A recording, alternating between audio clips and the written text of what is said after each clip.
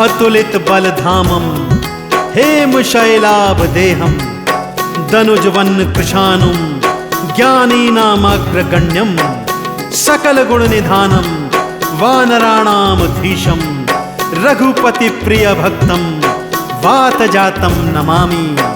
बोलिए भगवान श्री रामचंद्र जी महाराज की, बोलिए श्री हनुमान जी महाराज की।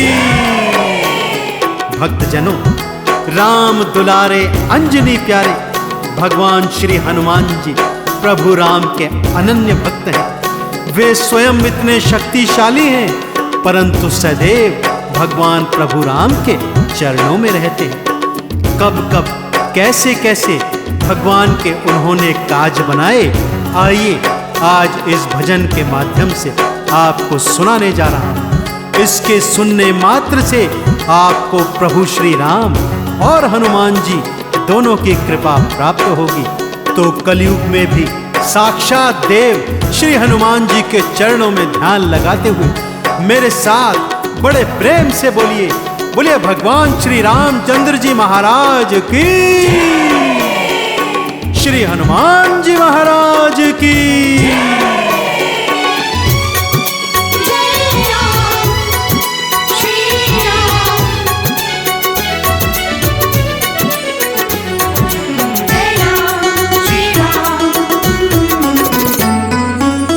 राम दुलारे अंजनी प्यारे,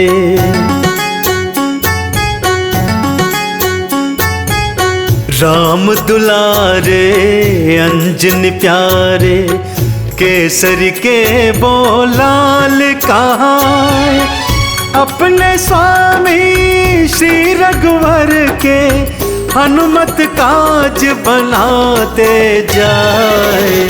पावन गाथा तुमको सुनाए, पावन गाथा तुमको सुनाए।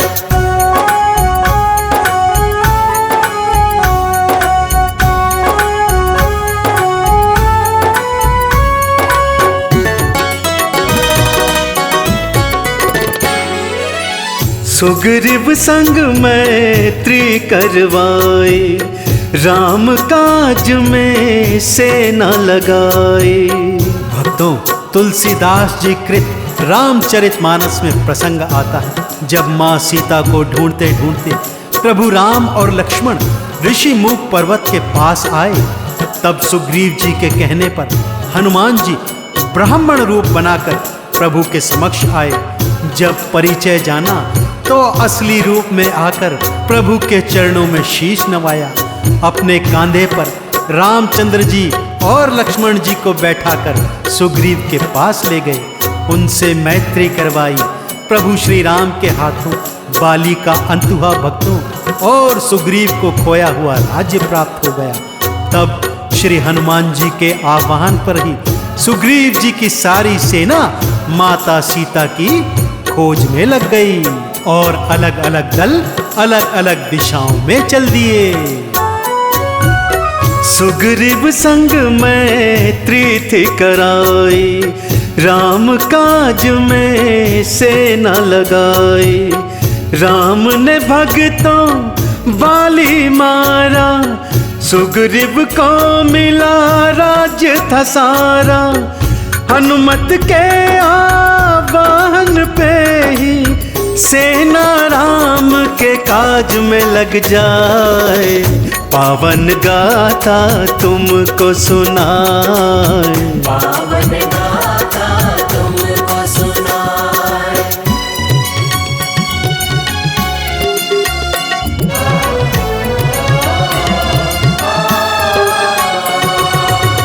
हनुमत सागर तट पर आए, जामवंत अंगद संग धाए।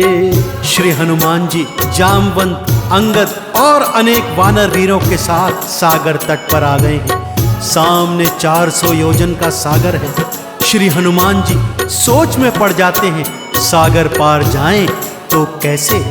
ऐसे में श्री जामवंत जी श्री हनुमान जी को उनका खोया बल याद दिलाते हैं, जो वरदान स्वरूप उन्हें याद आ जाता है। तब हनुमान जी प्रभु श्री राम जी की मुद्रिका मुख में डाल 400 योजन का सागर एक ही छलांग में पार कर जाते हैं और लंका नगरी पहुंच जाते हैं। वहां पर द्वार पर लंकिनी का अंत कर लंका नगरी में मां सीता की सुध लेने हेतु प्रवेश कर जाते हैं। हनुमत सागर तट पर आए, जामवंत अंगद संग धाए। प्रभु की मुद्रिका मुख में डाली, ऊंची एक छलांग लगा ली। 400 योजन लंका नगरी, हनुमत देखो पहुँच ही जाए। पावन गाथा तुमको सुनाए, पावन गाथा तुमको सुनाए।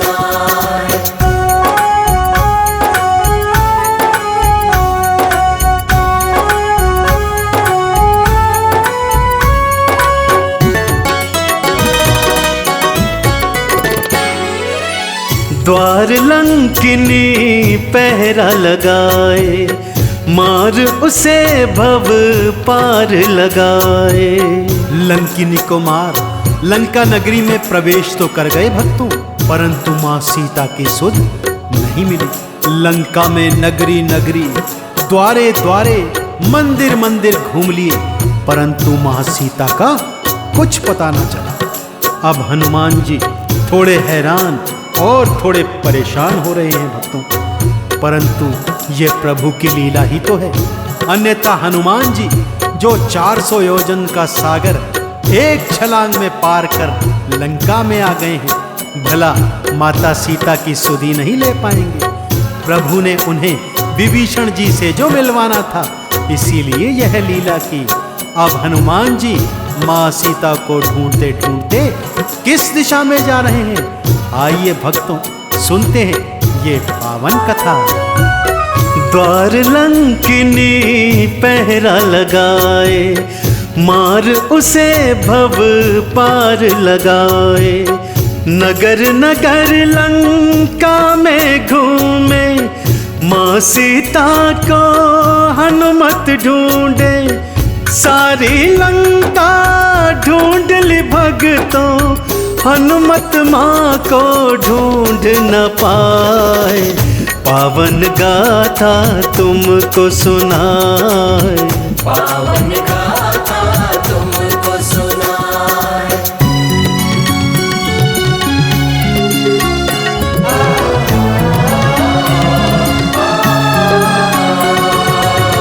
राम नाम सुन वो चकराए, ब्राह्मण का फिर रूप बनाए। माँ सीता को खोजते खोजते आगे जा रहे हैं कि तभी कानों में ध्वनि पड़ती है प्रभु श्री राम के नाम की। हनुमान जी हैरान हो जाते, भला इस राक्षस नगरी में प्रभु श्री राम के नाम को लेने वाला कौन? निकट जाते हैं तो पता चलता है कि ये तो रावण के भाई विभीषण की कुटिया है। उसकी परीक्षा लेने हेतु वे ब्राह्मण का रूप बनाते हैं और विभीषण के सम्मुख जाते हैं। तब पता चलता है कि विभीषण भी प्रभु राम का अनन्य भक्त है। दोनों में मैत्री होती है। विभीषण जी द्वारा माता सीता की सुधि मिलती है।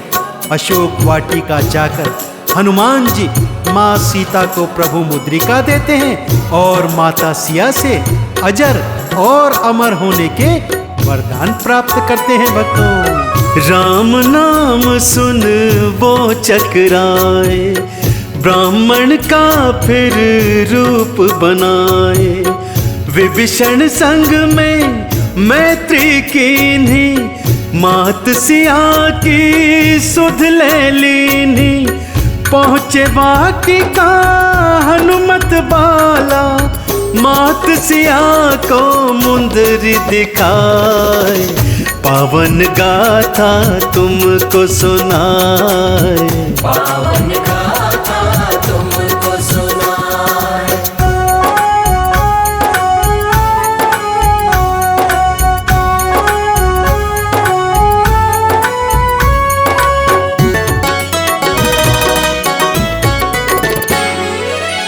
अजर अमर वरदान थे पाए, फल देखे मन वालल जाए। माता सीता से अजर अमर होने के आशीर्वाद प्राप्त किए। तभी हनुमान जी क्या देखते हैं कि अशोक वाटिका में सुंदर सुंदर मीठे मीठे फल लगे हुए हैं। 400 योजन समुद्र पार करके आए थे, थकान भी हो गई थी और भूख भी लगाई थी। फल देखकर मन में लालच आया।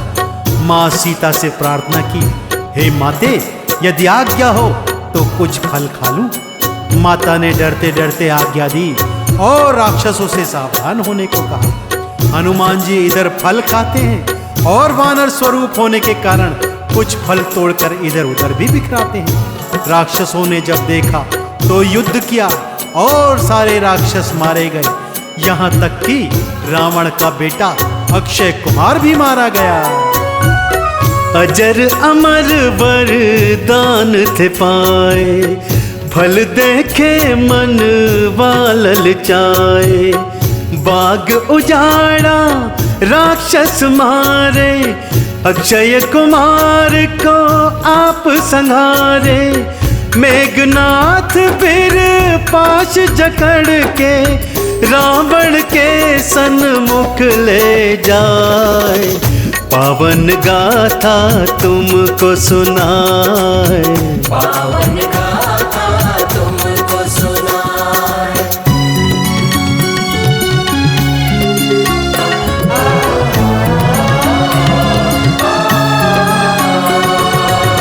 रावण को कितना समझाया, पापी की कुछ समझ न आया।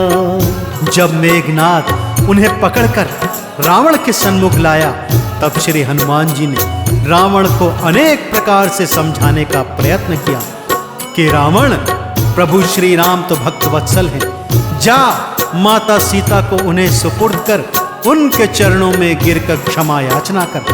प्रभु तुझे अवश्य क्षमा कर देंगे। परंतु रावण तो अहंकार में चूर था, उसे भला कहाँ समझ आता। क्रोध में उसने आपकी पूंछ में आग लगाने का निर्णय किया। तेल बोरी रुई बांधकर पूंछ पर घी तेल छिड़क कर जो ही आग लगाई, श्री हनुमान जी ने जय श्री राम का घोष करते हुए सारी लंका जला दी और सोने की लंका राख बना दी। माँ सीता की चूड़ामणि निशानी लेकर स्वामी भक्त अपने स्वामी के चरणों में आकर नतमस्तक होकर माँ सीता की निशानी प्रभु राम जी को दे दिए। रावण को कितना समझाया, पापी की कुछ समझ न आया। पूंछ में तुम्हारी आग लगाई, तुमने सारी लंका जलाई। चूड़ामणि तुम लेके निशानी, राम जी के चरणों में आए। पावन गाथा तुमको सुनाए, पावन गाथा तुमको सुनाए।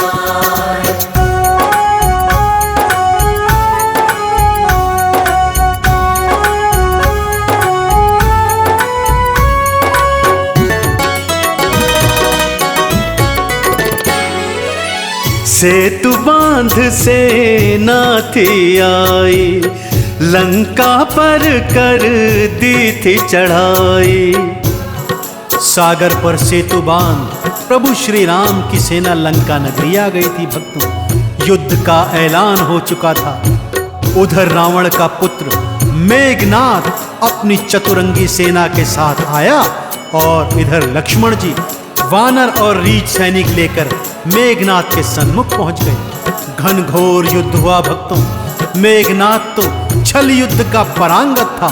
उसने छल से ऐसी शक्ति श्री लक्ष्मण जी के हृदय पर मारी कि लक्ष्मण जी मूर्छित होकर धरा पर गिर गए। हनुमान जी विभीषण के कहने पर सुषेण वैद्य को लाए।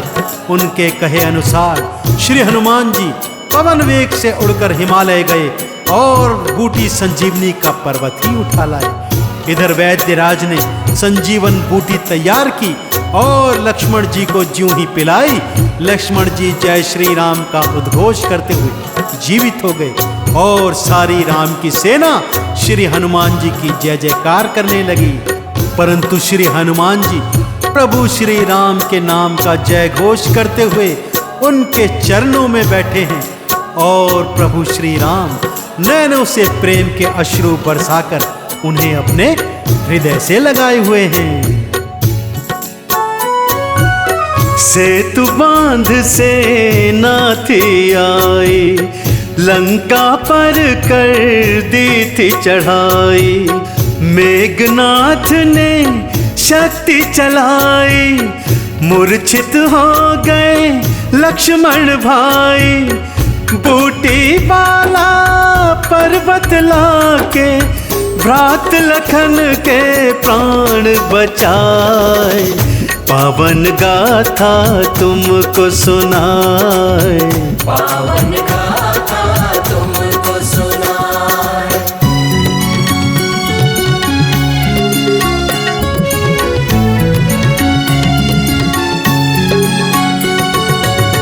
नागपाश रावण ने मारे, राम लखन मूर्छित भय सारे।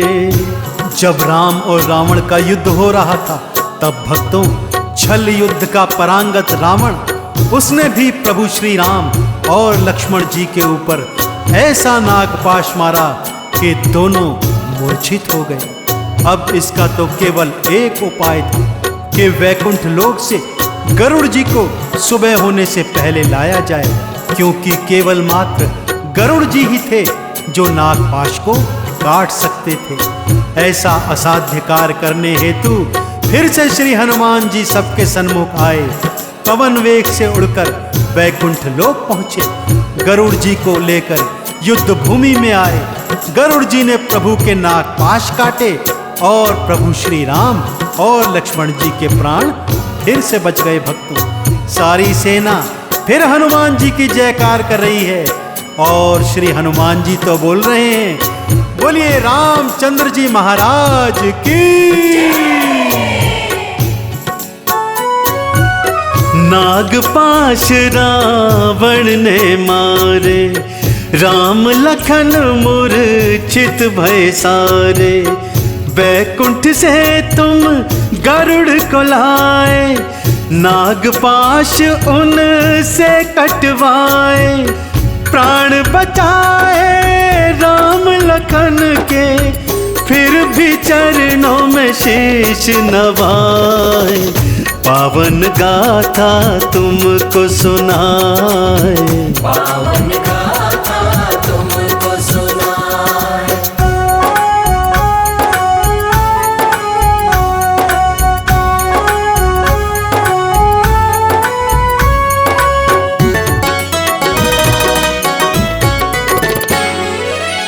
अहि रावण ने खेल रचाया, राम लखन पाताल सिधाया। छल युद्ध में परांगत अहि रावण छल से प्रभु श्री रामचंद्र जी और लक्ष्मण जी को पाताल लोक लेकर आ गया। अपनी माया से उन्हें अर्धमूर्छित कर दिया और देवी को बलि देने हेतु दोनों को माता के समक्ष ले आया।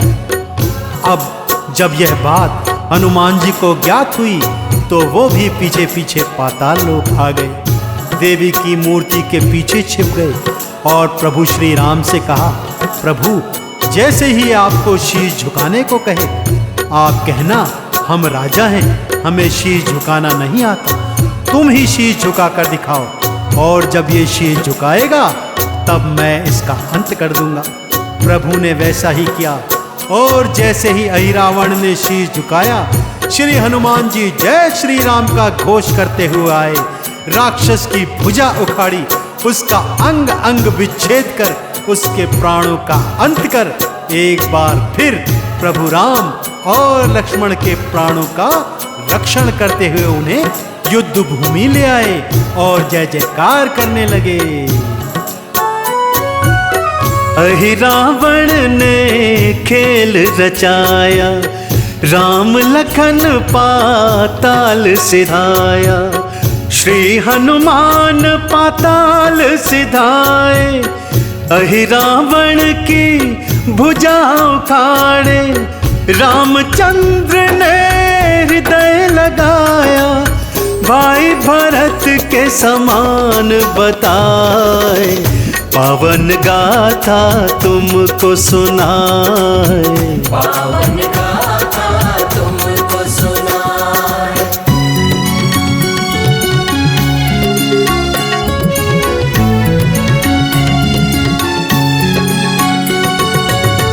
माला अनुपम सीता पहनाई, हनुमत ने फिर तोड़ गिराई। रावण पर विजय प्राप्त कर प्रभु श्री राम जी माता सीता और भ्रात लक्ष्मण के साथ अयोध्या वापस आ चुके हैं। राज्य तिलक हो रहा है, नगर में घी के दीप जल रहे हैं, चहुं ओर खुशियां मनाई जा रही हैं। नगर नगर के राजाओं ने अनेक अनमोल उपहार प्रभु श्री राम को दिए हैं। विभीषण ने भी एक अनमोल माला माँ सीता को दी, जो प्रेमवश उन्होंने हनुमान जी को पहना दी। और हनुमान जी ने क्या किया? माला का एक एक मन का तोड़कर भूमि पर बिखरा दिया। विभीषण जी को क्रोध आया, पूछा ऐसा क्यों किया? तो कहा जिस माला में मेरे राम नहीं वो माला मेरे किस काम की। विभीषण जी ने क्रोध में कहा, यदि तू इतना बड़ा राम भक्त है तो क्या तेरे भीतर राम बसते हैं? यह सुनकर श्री हनुमान जी ने रोते हुए अपने नाखूनों से अपना सीना चीरा और समस्त सृष्टि को प्रभु श्री राम और माता सीता के दर्शन करवा दिए। माला अनुपम सीता पहनाई, हनुमत ने फिर तोड़ गिराई। लंकापति ने हंसी उड़ाई, सीना चीर प्रभु दरस कराई। ऐसे पावन राम भगत को आओ चंदन तिलक लगाए। आओ